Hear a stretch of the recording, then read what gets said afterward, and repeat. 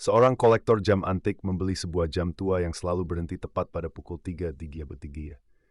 Setiap malam, saat jam menunjukkan angka tersebut, ia mendengar bisikan misterius yang meremehkan nyawanya sendiri. Mantra menstranya misterius tersebut selalu sama. Waktumu hampir habis. Tidak lebih lama dari jam ini. Pria tersebut mulai merasa takut dan bingung.